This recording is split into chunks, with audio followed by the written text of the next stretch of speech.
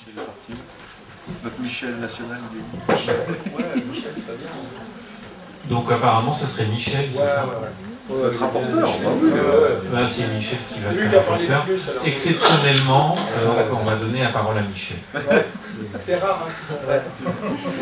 Je crois que le débat a été ouvert. On a parlé effectivement de la question des personnes très éloignées. Donc on a eu une petite discussion effectivement sur les moyens de les toucher, la nécessité d'être en proximité, d'avoir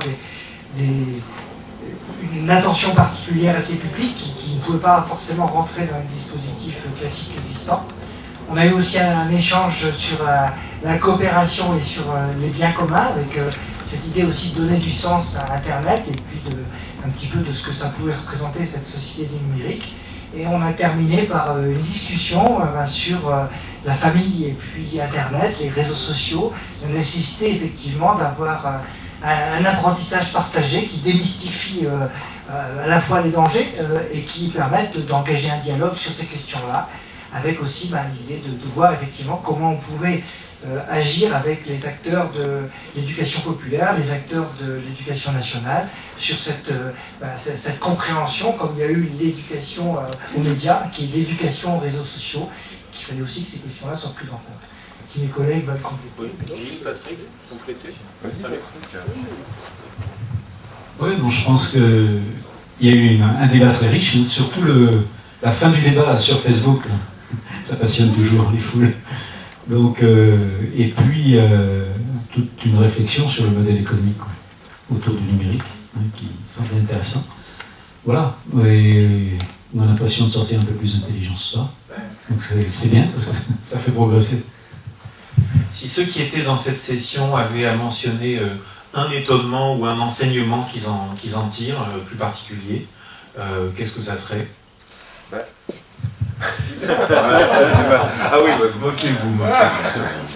Alors, moi personnellement, ce que j'en ai ressorti, c'est qu'il y a eu une attaque très forte à partir des données, de la libération des données, pour pouvoir amener dans le champ social la formation, de l'information. Il faut des contenus, ces contenus, il faut qu'ils soient mis dans le domaine du libre, libérer les données, des data libres, pour pouvoir avoir des supports pour tous qui vont permettre une élaboration continue, rapide, puissante, et là, que ce soit à tous les niveaux, c'est-à-dire, comme l'a dit Michel, au niveau aussi de la fac, il faut changer un petit peu le mode, la conception actuelle qui, comme Michel l'a dit, ou d'autres, je ne sais plus, on cache. Quand on est à l'école, on nous apprend à cacher notre copie des autres.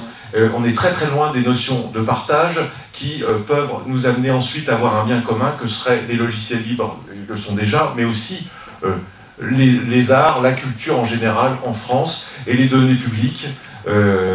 C'est peut-être un des points aussi qui va permettre d'aller dans le champ social et d'aider les structures, toutes les structures qui travaillent sur l'inclusion par des supports appropriés.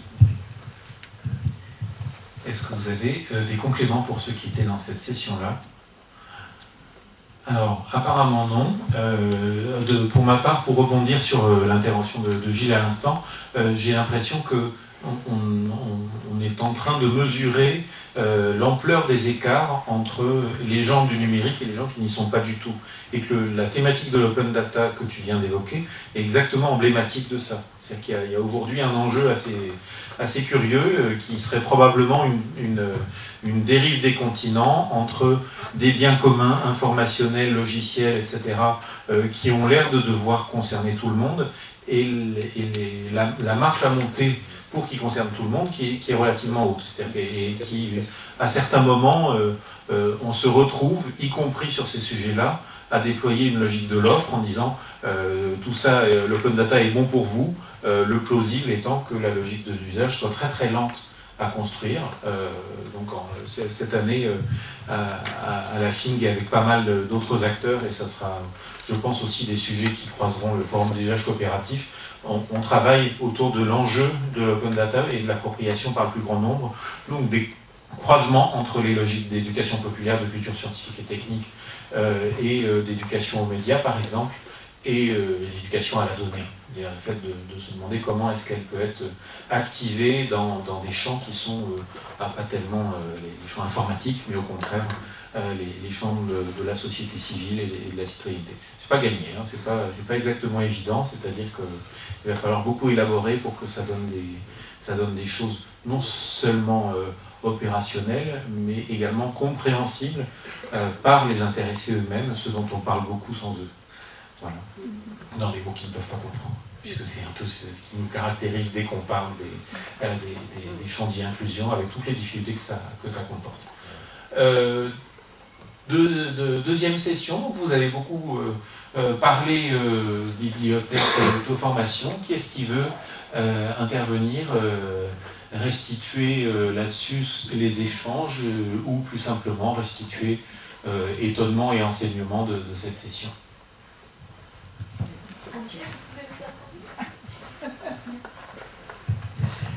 Oui, alors nous, j'allais dire qu'on est resté plus près des réalités du terrain, disons, hein, plus dans l'approche territoriale. Comment donner accès, en tous les cas, à tous ces outils numériques au plus grand nombre, et à travers trois présentations, plus une petite piqûre de rappel sur la BPI, d'une expérimentation de la BDP du Morbihan. Alors, est-ce qu'il est là, le collègue? Parce que je n'ai pas déformé ce qu'il nous a dit.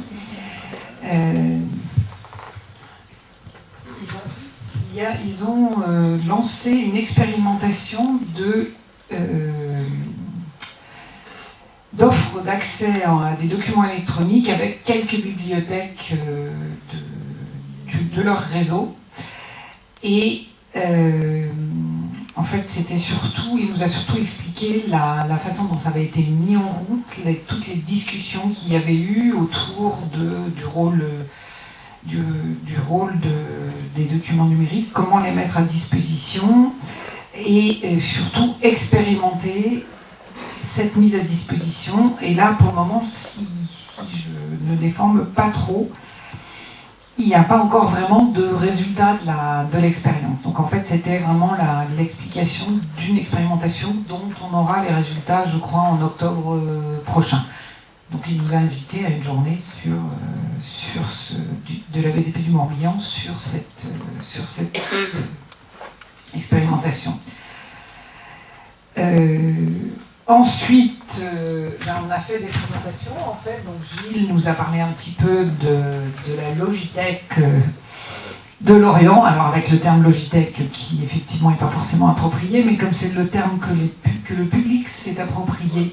C'est comme nous avec l'auto-formation, M. Bazin ne voulait plus entendre parler de l'auto-formation, et on a fini par lui dire, mais attendez, si vous nous appelez, je ne sais pas, le Polygone ou autre chose, les bibliothèques qui travaillent avec nous, on se demandait ce qui se passe. Donc voilà.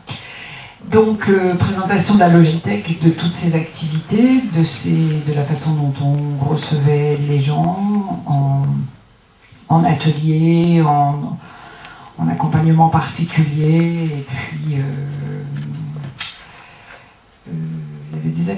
y a des ateliers, et puis des contrats, enfin des contrats. Le terme n'est pas bon, mais avec l'hôpital Charcot, des associés, enfin, des partenariats, merci, parce qu'en plus j'en ai pas. Tous les jeudis matin, nous recevons des patients des partenaires, voilà. de l'hôpital psychiatrique qui viennent justement utiliser notre espace pour permettre de resocialiser des personnes qui sont en cours de soins. Voilà. Alors, on a rappelé quand même que c'était un des plus vieux espaces auto-formation de France, hein, parce que 92, si on compte que la BPI a commencé en 77 et qu'en 84, c'est quand même... Voilà. Et j'ai beaucoup aimé la formule, j'essaierai de la reprendre, des ateliers coup de pouce. Oui. Je pense que ça, c'est très... Justement, nos publics ont besoin de temps en temps d'un petit coup de pouce. Il n'y a pas forcément... besoin que ce soit beaucoup. Nous, on va expérimenter ça, j'ai pas eu le temps de le dire, mais avec nos ateliers informatiques, on va faire un peu un truc, emprunter un bibliothécaire, c'est-à-dire un appel au micro. Ben, là, dans un quart d'heure, il y a un bibliothécaire qui est à votre disposition pour vous expliquer un peu de bureautique. Bon, Rennes, la collègue a expliqué aussi comment ça se passait à Rennes. En fait, on a fait plutôt du descriptif et puis à partir des descriptions, on a discuté, on a posé un certain nombre de questions. Donc à Rennes, il y a des postes réservés à l'auto-formation et l'expérience qui est intéressante à Rennes, c'est que non seulement les usagers viennent travailler sur place, mais on leur offre aussi des outils d'auto-formation qu'ils peuvent consulter à distance. Et donc, soit dans le cadre de la médiathèque, tout simplement d'ailleurs, soit dans le cadre de l'expérimentation qui est actuellement en route avec la BPI et 8 bibliothèques partenaires, c'est-à-dire que nous payons des ressources multimédia de e-learning pour 8 bibliothèques partenaires dans entre autres dans la perspective d'essayer d'arriver à trouver des terrains de négociation parce que franchement c'est extrêmement compliqué, ça coûte des fortunes, on repaye tous les ans la même chose, ce qui est quand même pas tout à fait normal pour des choses qui n'évoluent pas. Donc on a été chargé par le ministère d'offrir à certaines bibliothèques des outils d'auto-formation, et comme elles n'ont pas du tout les mêmes structures que nous, puisque territorialement, nous, on n'a pas de territoire, on a la France, donc c'est un peu compliqué. Lorient, Rennes, c'est pas des villes de la même taille. Il y a Bordeaux dans l'expérimentation, il y a Sotteville-les-Rouen, Cergy, et donc on attend un peu les retours de ces collègues pour essayer de pouvoir négocier avec les éditeurs quelque chose qui soit plus à la prenante, qui soit plus tous les ans la même chose, quoi, qui soit plus voilà. Et puis on a réinsisté aussi sur l'importance des partenariats, et là j'ai dit qu'effectivement dans la BPI aussi tous les jeudis matins on accueille France Terre d'Asile, Emmaüs et puis deux ou trois autres associations qui viennent avec des apprenants de français langue étrangère pour utiliser nos outils, donc en dehors des heures de lecture. Et puis on a du mal à s'arrêter. Voilà, hein. Je pense que c'est surtout ça. Il y a eu pas mal de questions il y a eu des questions aussi sur les logiciels, enfin, sur les outils.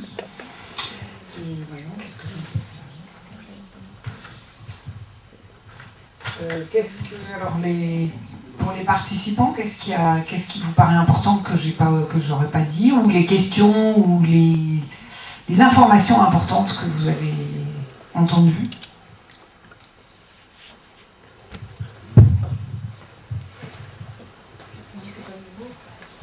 Juste insister sur le fait qu'il faut du monde, voilà, de la médiation, ça a été quand même dit pour Rennes, pour Lorient et bon, pour vous aussi, et c'est vrai du budget. Voilà, ça je travaille pour ma collègue. C'est pas mais la mobilisation aussi. La motivation du personnel bien mobilisé, bien de l'engagement. Voilà. Ou du budget pour recruter le personnel mobilisé. Oui, voilà. Mais voilà, sinon il y avait d'autres. On nous a même demandé si on était prêt à produire des didacticiels. Bon, ça a l'air parfait pour cette deuxième session. Je pense que c'était un compte-rendu exhaustif et documenté, semble-t-il.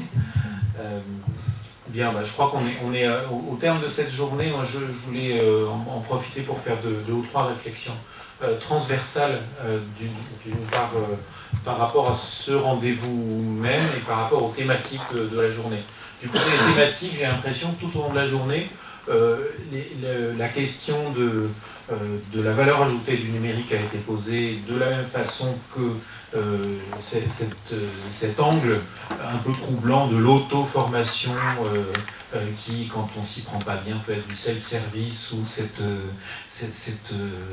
ces transformations des rôles, de la médiation, etc. Tout ce qui tourne autour de ça, il nous raconte aussi une transformation des cadres collectifs dans lesquels on est. Et donc ces articulations entre l'individuel et le collectif, qui, si on reprend ce que disait Guy Desaguliers ce matin autour de la fin ou la transformation de l'unité théâtrale de l'enseignement et de l'apprentissage, etc., on est aujourd'hui dans des formes beaucoup plus diffuses, de la même façon qu'on est en train de les vivre du côté des lieux de travail, du côté de pas mal d'autres lieux de la société. Les inquiétudes qui ont cours derrière ça, c'est celle des dissolutions, des formes collectives que nous connaissons. Et les questions sont de se dire quel cadre collectif est-ce que nous sommes en train de reconstituer. Et là-dessus, je trouve que vos interventions sont encourageantes parce que systématiquement, vous pariez sur des formes collectives, sur des liens, sur des formes partenariales, sur des façons de refabriquer des tissages, là où on nous aurait annoncé, j'allais dire, une segmentation et des logiques centrifuges de toutes sortes. Donc vous êtes manifestement des structures les uns et les autres, entre les bibliothèques, les acteurs associatifs et les acteurs publics d'ailleurs qui sont parmi nous. Vous êtes des entités qui agrègent et qui sont en train de s'adapter. C'est assez passionnant de voir ces adaptations à l'œuvre en ce moment. Donc ça, c'était la première remarque. Et bon, de notre côté, à la FING, on vit à peu près la même chose. C'est-à-dire on se définit très souvent comme communauté apprenante. Je vous engage vraiment à contribuer à nos échanges et à nos travaux. Je pense qu'on arrive de plus en plus à les ouvrir au travers d'Internet Actu, au travers de notre plateforme sociale, etc. Tout ça étant en Creative Commons. Et puis la deuxième remarque et dernière que je voulais faire à cette heure de la journée, c'est à propos de ce rendez-vous annuel. Ça fait la 3e fois qu'on arrive à le faire. Ça fait la 3e fois que je suis surpris qu'il y ait du monde au début de la journée et du monde à la fin de la journée, qu'il y a un mix très intéressant d'acteurs à l'intérieur de tout ça.